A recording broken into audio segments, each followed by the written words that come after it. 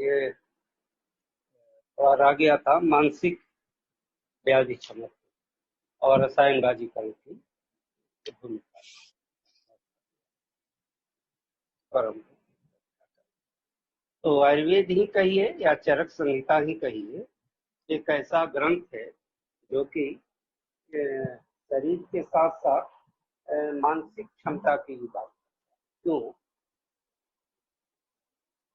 रोग का अधिष्ठान जो है शरीर और मन, और जब क्षेत्रीकरण किया जाएगा तो दोनों को करना पड़ेगा, शरीर को भी और मन को।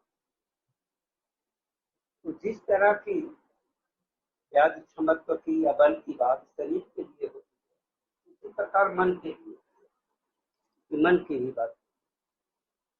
तो जहाँ सहज बल कहा है चरक ने, वहाँ कहा है कि सहजम शरीर शक्तियों प्राकृत, शरीर और मन दोनों। अब हम समझ रहे हैं कि इसके अलावा अभी भी मानसिक व्याधि क्षमत्व की कहीं बात नहीं। अब ये एक प्रश्न आता है कि इतना कहने के बाद आचार्य चरक व्याख्या नहीं की, और टीकाकारों ने ये नहीं बतलाया कि मानसिक व्याधि क्षमत्व क्या है, क्या हम कैसे समझेंगे ये व्यक्ति क्षमत्व है कि नहीं। इसका अब एक आधार होता है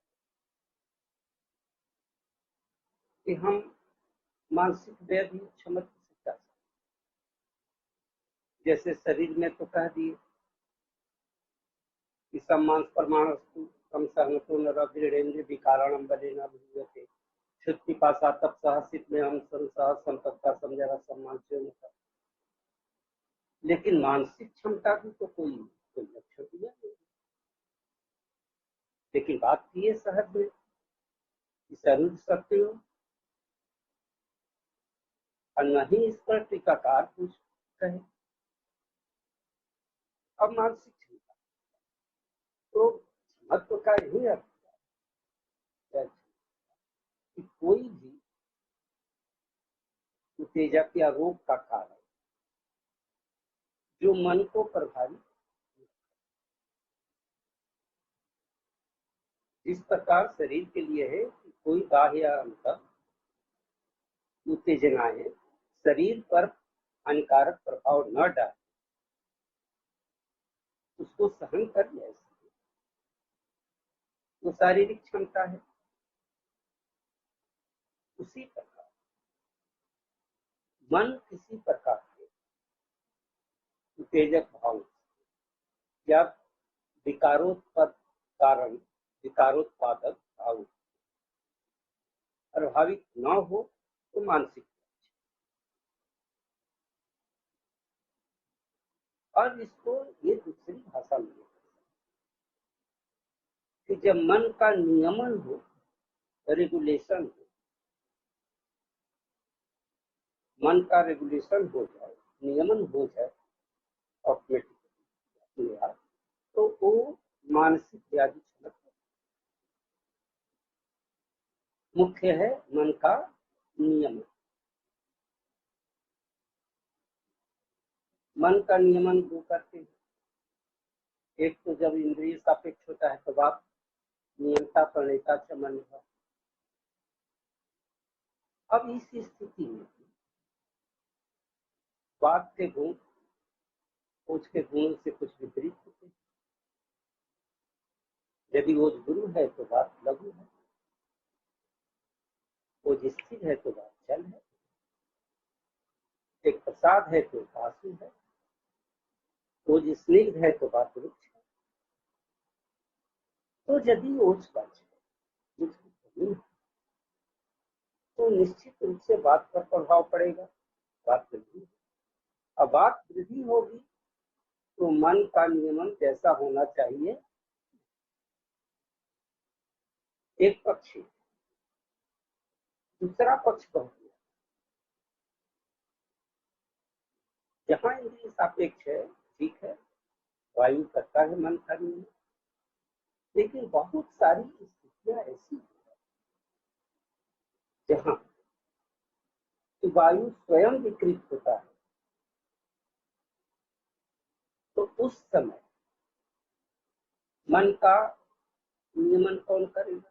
जैसे है रास्ते में जा रहे हैं, किसी ने हथियारदार रास्ता भय हो गया, शरीर कांपने लगा, वायु तो स्वयं विकृत हो गया।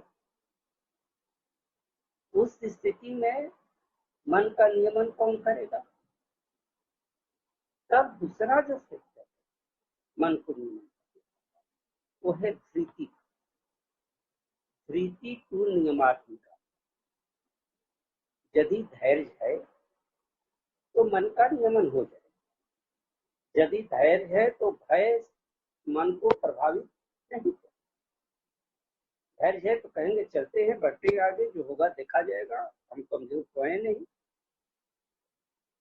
इस तरह ये धृति यहाँ मन का नियमन कर लेती है, और जो हम संवेग भय का आया उसका प्रभाव मन पर नहीं। तो इस प्रकार मानसिक क्षमता के लिए जो घटक वो हुआ वायु और धृति। अब आए धृति पर। तो धृति जो है उसका संबंध शारीरिक भावों से भी होता है। जैसे ओज का फंक्शन क्या है? बाह्याभ्यंतर करणानाम आत्म प्रतिपत्ति कार्यम। बाह्यकरण क्या है? इंद्रिया। अंतःकरण क्या है? मन बुद्धि अहंकार या मन और बुद्धि अनुसार।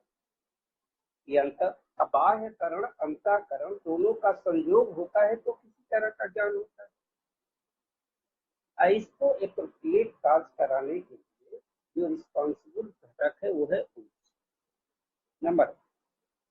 नंबर 2 ओज वर्ग का ही है कफ। कफ के जितने भी गुण होते हैं वो ओज के गुण है। कफ का भी नॉर्मल कफ का फंक्शन क्या है? क्षमा धृति या लोभस्य कफ कर्माधिकारी। यदि कफ नॉर्मल है तो धृति रहेगी, या धृति रहेगी तो मन का नियमन। थर्ड वन क्या है? शुक्र। शुक्र का फंक्शन क्या है? धैर्यम प्रीति। तो यदि धैर्य है तो मन का नियमन हो जाएगा, नहीं है तो नहीं। इस प्रकार मानसिक जो भी उसके लिए भी वही फैक्टर रिस्पॉन्सिबल है जो शारीरिक व्याधि। अब आयुर्वेद एक ऐसा विज्ञान है जो एक ही फैक्टर से मनोदैहिक साइकोसोमेटिक शरीर का भी व्याधि क्षमत्व का संबंध रखता है और मन का। ऐसा एक और था दुख, कफ, ओज, ये सब जितने भाव हैं वो सब धृति के लिए रिस्पॉन्सिबल है, और धृति के द्वारा ही मन का। और मानसिक क्षमत्व का एक हम लोग मानक ये बना सकते कि जिसमें धारणीय वेगों को धारण करने की क्षमता हो, इसका मतलब उसके अंदर साइकिक इम्यूनिटी है। यानी जिसके मन को काम, क्रोध, भय आदि संवेग प्रभावित न कर पाए, इसका मतलब उसके अंदर मानसिक क्षमता है। इस प्रकार आयुर्वेद में खास करके चरक संहिता में मानसिक व्याधि क्षमत्व का भी एक ये मानसिक और दोनों के लिए उत्तरदायी घटक ओज या ओज वर्गीय जो रस, सूत्र, नॉर्मल कफ, ये ओज वर्गीय जितने द्रव्य हैं इसके लिए उत्तरदायी। इसीलिए देखेंगे या हम लोग कि जब ओज क्षय की स्थिति आचार चरक उसमें दोनों बताया, और मुख्य रूप से बताया कि ऊर्जा क्षय की स्थिति में मन पर प्रभाव ज्यादा। विभेति दुर्बलो अभिक्षण, डरा होगा, विभेद हो गया मानसिक लक्षण, दुर्बल शरीर के लिए दिए दुर्बलो, अभिक्षम ध्यायेत इंद्रिय, फिर इंद्रियों पर प्रभाव, शरीर की दुर्बलता फिर इंद्रियों पर प्रभाव, दुच्छायो छाया जो होती है विकृत हो जाती है, दुर्मना, ये दुर्मना जो पद है इसका चक्रपाणी ने किया है कि मनोबलहीनता यानी मानसिक क्षमत्व का कम हो। तो ओज 6 में सीधे चरक ने कहा दुर्मना क्षमस्व। तो जितना प्रभाव शरीर पर पड़ता है उतना ही प्रभाव मन पर। तो एक निष्कर्ष ये निकला कि एक ही घटक ओज सूत्र कफ ये जितना शारीरिक व्याधि क्षमत्व के लिए रिस्पॉन्सिबल है उतना ही रिस्पॉन्सिबल है मानसिक। तो इस तरह एक मानसिक व्याधि क्षमत्व की कॉन्सेप्ट इसका आयुर्वेद में अलग है। तो इसको यदि डिटेल किया जाए तो बहुत डिटेल हो जाएगा, लेकिन संक्षिप्त ये 3 फैक्टर हैं, ओज सूत्र कफ शरीर के फैक्टर हैं जो मानसिक व्याधि क्षमत्व के लिए भी रिस्पॉन्स। अब आचार रसायन वगैरह आश्वासन हर्षण एक्सेट्रा एक्सेट्रा तो अलग है, लेकिन एक ये रिपोर्ट या हमारे आयुर्वेद में एक ये रास्ता मिलता है कि हम शरीर के गत भावों को भी बढ़ाकर सबको नॉर्मल करके सूत्र को बढ़ाकर ओज को बढ़ाकर मानसिक व्याधि क्षमत्व को भी स्टेब्लिश कर सकते, पुष्टअप कर सकते। और इस संदर्भ में आयुर्वेद में एक स्पेशल थेरापी रसायन रसायन वास्तव में रसायन थेरापी क्या है?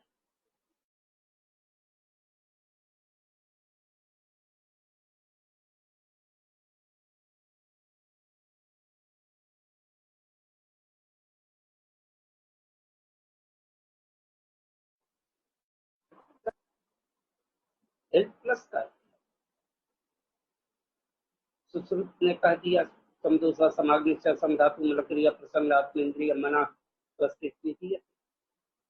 लेकिन चरक संहिता में इस कॉन्सेप्ट को स्वीकार नहीं किया गया। वो तो कहते हैं सुख है समत्वे का समझोगा सुदुर्लभ,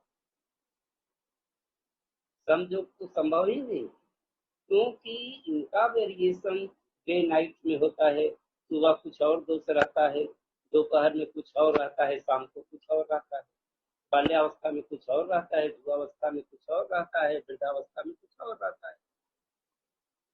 तो ये दुर्लभ है।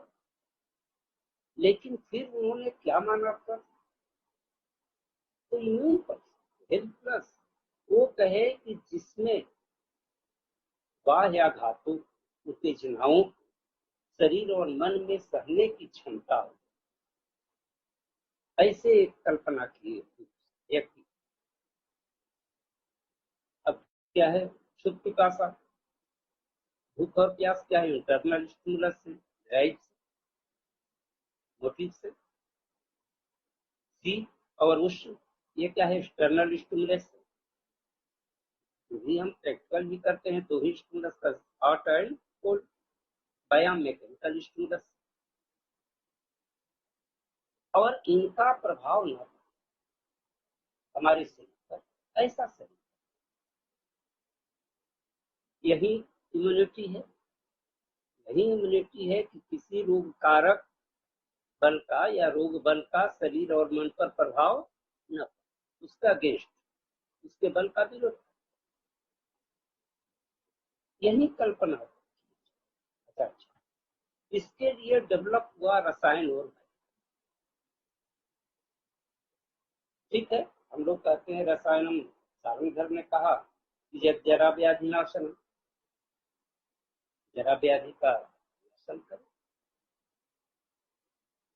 तो व्याधि नाशन करने वाले तो आयुर्वेद के और भी अंग हैं, चिकित्सा, अगर बाल रोग, ये सब तो व्याधि नाशन नहीं करते, तो फिर रसायन की। तो इसका उत्तर मिलता है रसायन का इसी में, चरक लाभो पायो सस्ता नाम रसादि नाम रसायन। चिकित्सा ही करते हैं, जावि क्रिया विजायन्ते शरीरे धातु समा। तो काय चिकित्सा आज का जो क्षेत्र है वो क्रियात्मक धातुएं हैं, बात की तो। लेकिन रसायन का क्षेत्र क्या है? रसादि नाम रसायन, रचनात्मक धातुओं को प्रशस्त करने के लिए। और इसका लक्ष्य क्या रहा? तो स्वस्थ ऊर्जस्कर, स्वस्थ कर नहीं, स्वस्थ ऊर्जस्कर, जो स्वस्थ है, स्वस्थ की ऊर्ज बले, बल यानी इम्यूनिटी बूस्ट अप करने के लिए, इम्यूनिटी डेवलप करने के लिए, प्रमोट करने के लिए इसकी है। क्यों? ओज तो सातों धातुओं का सार है। जब तक सातों धातुएं प्रशस्त नहीं होगी तब तक ओज शरीर में प्रशस्त नहीं होगा। तो रसायन चिकित्सा ही बना लाभो पायो प्रशस्ता नाम रसादि नाम रसायनम। तो रस रक्त आदि धातुओं को प्रशस्त करने के लिए रसायन है, यानी कि ओज को भी, जहाँ सेल जनरेट करना है, नई सेल का निर्माण करना, जहाँ क्षति हो गई है धातुओं की पूर्ति करनी, रचनात्मक, उसके लिए रसायन। तो रसायन चिकित्सा जो होता है हर हालत, ऊर्ज कहते हैं पर रसायन और बाजिका दोनों को, ये नहीं कि एक, दोनों को, दोनों का उद्देश्य यही है धातुओं को। रसादि नाम रसायन जो है रस धातु से शुरू करता है और उत्तरोत्तर सूत्र धातु तक प्रशस्त करता है। अबाजीकरण सूत्र से प्रारंभ होता है, पूर्व पूर्व धातुओं की। इस तरह रसायन और बाजीकरण धातुओं को एक शुरू होता है ओज के ही वर्ग के द्रव्य। रस क्या है? रसो सोजा, रस भी ओज वर्गीय है। उधर शुक्र शुक्र भी ओज। इसी से कहे दोनों को कि स्वस्थ व्यक्तियों में बल के लिए रसायन और बाजिक। अब रसायन जो है ये धातुओं को प्रशस्त करता है, तो धातुएं प्रशस्त रहेगी तो ओज तो। और बाजीकरण में एक और प्रश्न है, हर्षण, संप्रहर्षण, हर्षण करता है, साथ साथ में वो हर्षण मानसिक क्षमता भी है। और हम लोग जाने थे कि बल वृद्धिकर भावों में आचार्य चरक ने प्रहर्षण, जवनम कर्मम प्रहर्षण। तो इस तरह बाजीकरण और रसायन ये दोनों बल वृद्धि कर। अब ये इनका प्रयोग दो प्रकार से रसायन का किया गया, एक वातातपिक, एक छोटी प्रवासी। इन डिटेल में जानकर, वातातपिक का मतलब आउटडोर मैनेजमेंट जो हम लोग रसायन देते हैं। हालांकि रसायन का सिद्धांत क्या है? कहा गया कि बिना शुद्ध किए शरीर पर रसायन पूरा काम नहीं। देखिए एक ऐसी कि एक कहीं सेल जनरेट कर रहा है, अच्छा थोड़ा, तो पहले क्या करते हैं हम, डेड सेल्स को निकालते, वाश करते। अब केवल डेड सेल को वाश कर दीजिए तो भी सेल जनरेट होकर हील कर जाए। और यदि हम उसको वाश न करें और वहीं पर बैंडेज करके हील कर जाए और डेड सेल्स मल रूप जो है उसी में रह जाए, तो फिर क्या होगा? रिलीज कर थोड़ा फिर से, और जितना हील होना चाहिए हील नहीं होगा। इससे पर वही कि जब धातुओं में मल पड़े हुए, डैमेज सेल पड़े हुए हैं, उनको पहले शोधन से वाश कर, जैसे ऐसे भी एक दीवार पर पेंट भी करना हो, ये बनाना भी हो, तो उससे क्या करते हैं, खुरच कर उसको साफ करते। यही एक नहीं प्रिंसिपल है कि कपड़े का उदाहरण दिया गया, रंग चढ़ा, कल ये करना है कि सेल जनरेट करना है, और यदि मल के रहते हुए सेल सम्यक जनरेट नहीं हो सकता या होगा भी तो नॉर्मल न होकर एब नॉर्मल होता है। लेकिन ये जब संभव नहीं होता तो कुछ ऐसे भी रसायन जो आज के युग में यदि शुद्ध नहीं कराए तो बहुत नहीं तो फिर भी वो अपना कार्य कुछ न कुछ करते। तो इस समय उस तरह की अब रसायन, हमारे यहाँ जो रसायन का विधान है वो शुरू कर दिया गया है बच्चे से, छोटे बच्चे। तो काश्यप संहिता यदि देखें तो या चरक संहिता में भी है, पहला रसायन क्या है, स्वर्ण, स्वर्ण। हालांकि इस समय तो काफी इस पर चल रहा है चर्चा स्वर्ण प्राशन पर। तो फर्स्ट है स्वर्ण प्राशन। काश्यप ने क्या कहा, स्वर्ण प्राशन के लिए एक ही कहे कि आयुष्यम मंगलम पुण्यम दृश्यम वर्ण्यम भाव। अग्नि मेधा बढ़ाएगा, आयु बढ़ाएगा और बलवर्धक होता है। यहाँ तक कहे कि मासात परम मेधावी व्याधि दृश्य के खडीर मासे धर स्वर्ण प्राशन। एक और यहाँ ध्यान देंगे, बहुत इंपॉर्टेंट, कि काश्यप बच्चों में जितना महत्व शरीर के विकास, बचपन में ही इसको दे दिया जाए तो उसको लॉन्ग लाइफ, जैसे आज हम वैक्सीन देते हैं, टीका देते हैं बच्चों को, ये टीका करना है, पोलियो का करना है ये। लेकिन प्राचीन काल में या हमारे आयुर्वेद में ऐसा विधान है कि बच्चे को शुरू से ही स्वर्ण करा 6 महीना तो बच्चा इम्यून हो जाएगा और लॉन्ग लाइफ। लेकिन उन्होंने ये ध्यान रखा कि केवल यदि हम फिजिकल इम्यूनिटी को ही प्रमोट करें, अब बच्चे में मेंटल मानसिक क्षमता इम्यूनिटी नहीं प्रमोट करें, तब तो बच्चा बाद में सेंसिटिव हो जाएगा, शॉर्ट टेम्पर हो जाएगा, रिएक्टिव हो जाएगा। इस पर ध्यान केवल आयुर्वेद में ही।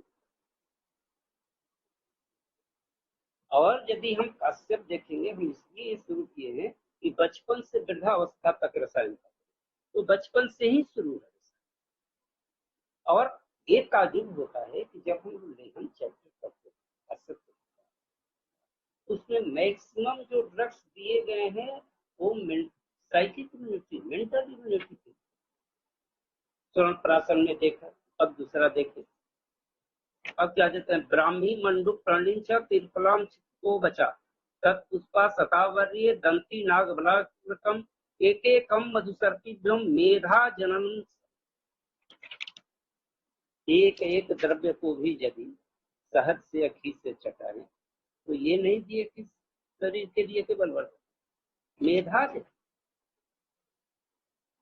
उन्होंने ध्यान दिया किस पर। एक बात और है कि बच्चों में फिजिकल डेवलपमेंट ज्यादा, रैपिड मेंटल डेवलपमेंट,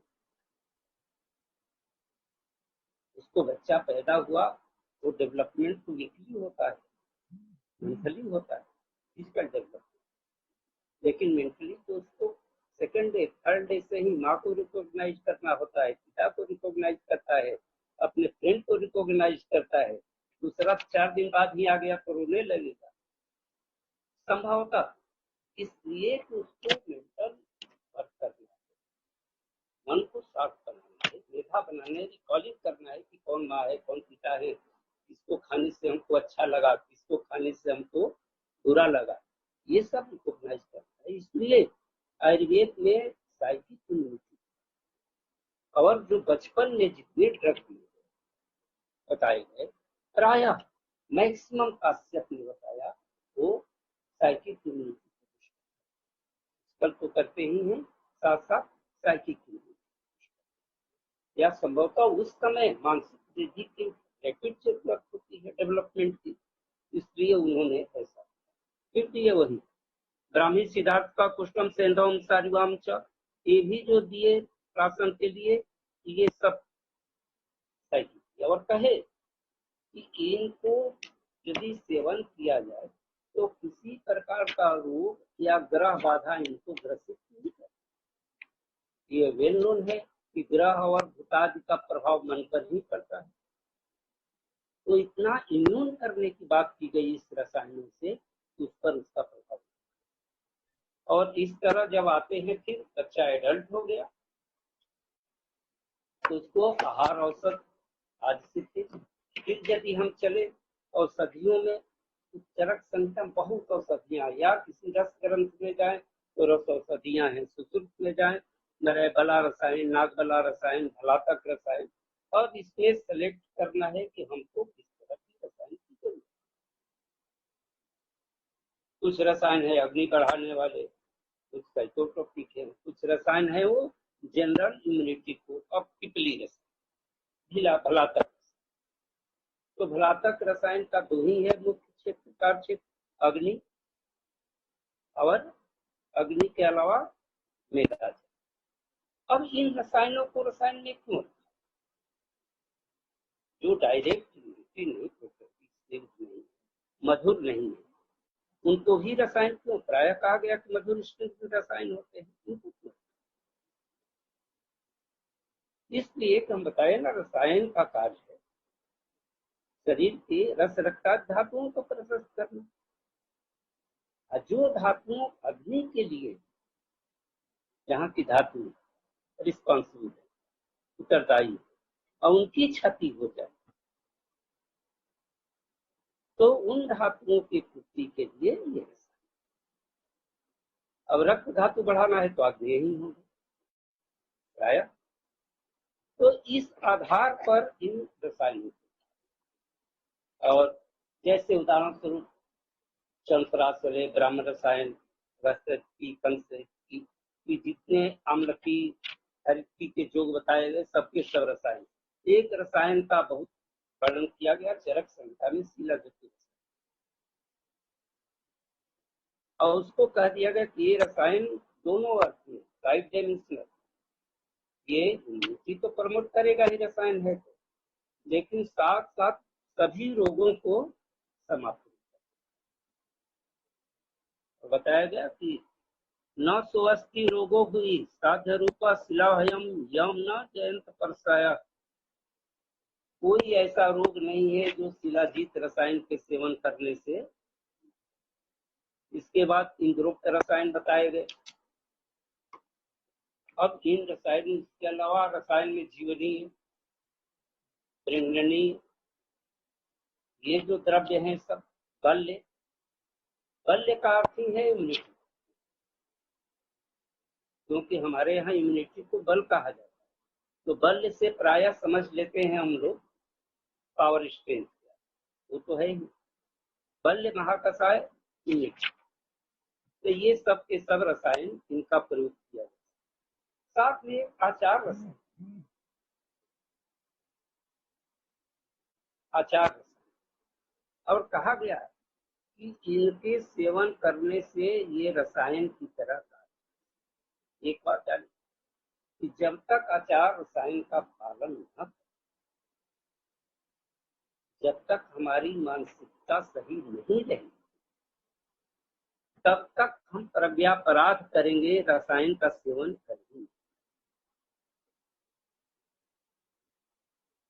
रसायन सेवन करने के लिए इम्यूनिटी हमारे अंदर आ जाए। अब उदाहरण लीजिए, अभी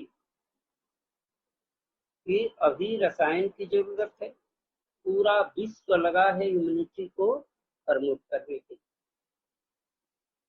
लेकिन आचार रसायन नहीं है तो लॉकडाउन तोड़कर वाइन शॉप पर जो स्थिति है वो दृष्टव्य है। अब उनको किस रसायन की जरूरत है? उनको पहली जरूरत किसकी है? आचार रसायन। यदि वो आचार रसायन का पालन कर ले तभी वो प्रवृत्त होंगे और रसायन के। तो ऐसे लगता है कि आचार रसायन ये सब बाबा का उपदेश है, ऐसा नहीं है। इसकी वैल्यू है और एक सिस्टम है। If you have such type of mentality, then you can take any.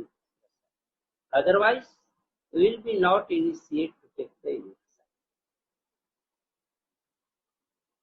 और कहा उन्होंने कि रसायन गुणान समझो, जितने रसायन के गुण कहे गए हैं वो सबके सब गुण प्राप्त हो जाते हैं इसी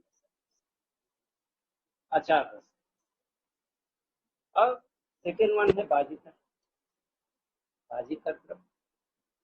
अब तो बाजीकर द्रव्य भी दृश्य भी जितने हैं, अभी बताए डायमेंशनल कि दृश्य होगा शुक्र वृद्धि होगी, और शुक्र वृद्धि होगी तो उस व्यक्ति में धैर्य भी होगा, प्रीति भी होगी, प्रेम भी होगा, और जिसमें धैर्य प्रीति होगी उसमें मानसिक क्षमता भी होगी और शारीरिक, क्योंकि शुक्र ओजसी, शुक्र भी ओज को होता है, मैक्सिमम ओज के गुण इसमें रहते हैं।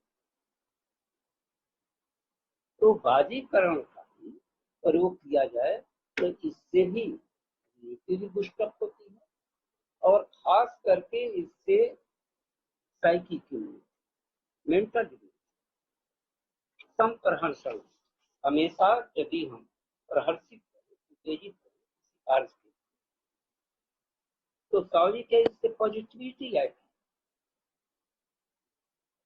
ये पॉजिटिविटी इससे, और साथ साथ जो अवसाद की शोक की अवस्था है वो भी, और इसी से इसमें बहुत सारे योग दिए गए चरक संहिता में। अब एक और समझ लेना है कि रसायन बाजीकरण वास्तव में है क्या।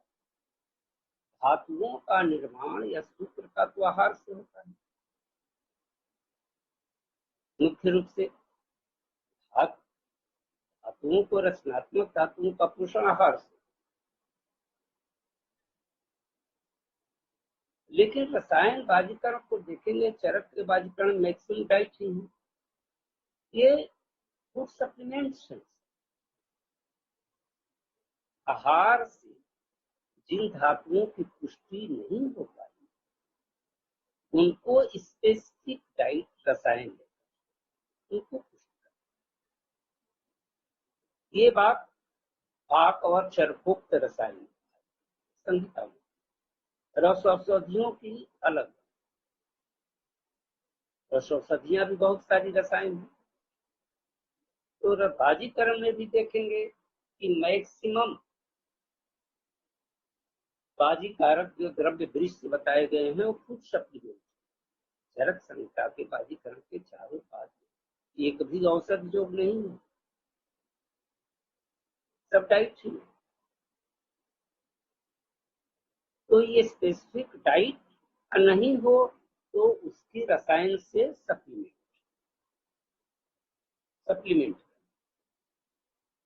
अब आयरन नहीं मिल रहा है, शरीर में कमी है, लौ रसायन, कैल्शियम नहीं डाइट से आप ले पा रहे हैं, तो उसका परवाल आदि का सेवन करें, परवाल इस रसायन से करें।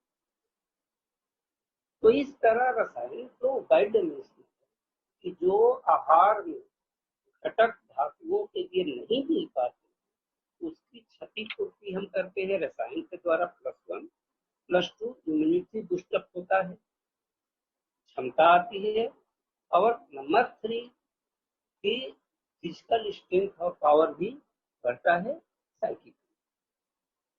अब इसमें बाजीकरण आहार है, यदि रस औषधियों में जाए तो भी बहुत लौ रसायन, त्रिभंग भस्म, बसंत कुसुमाकर रस, वर्ण बसंत मातृ रस, कामचूड़ामणि रस, एक्सेट्रा एक्सेट्रा। तो ये अल्प मात्रा में भी देंगे, जो मिनरल्स या जो घटक आहार से नहीं मिल पाते उनकी क्षतिपूर्ति हम इसके द्वारा। और ये घटक यदि शरीर में बने रहते हैं नॉर्मली हैं, तो हमारे अंदर इतनी क्षमता रहती है कि हम शारीरिक या मानसिक रूप से किसी किसी भी रोग के बल का विरोध आरंभ। तो इस तरह ये चरक संहिता की एक स्पेशल अवधारणा थी। आप समझ रहे हैं, व्याधि क्षमत्व लगभग हो गया। कोई क्वेरी है इसमें?